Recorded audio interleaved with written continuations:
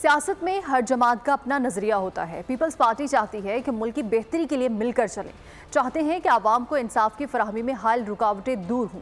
सिंध के सीनियर वजीर शर्जील इनाम मेमन की हैदराबाद में प्रेस कॉन्फ्रेंस। कहा कि नंबर्स पूरे हैं, जब तक आईनी तरमीम नहीं होती, आईनी तरमीम की जा सकती है, तब तक हालात ऐसे रहेंगे।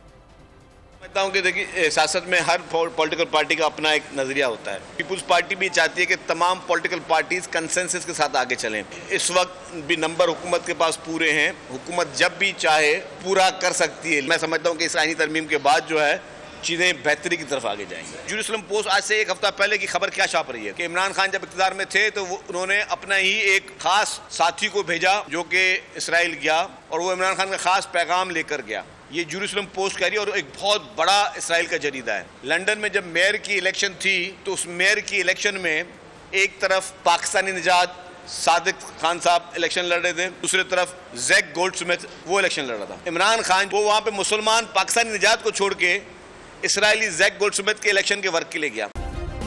सब्सक्राइब करें और बेल दबाएं ताकि कोई खबर रह न जाए।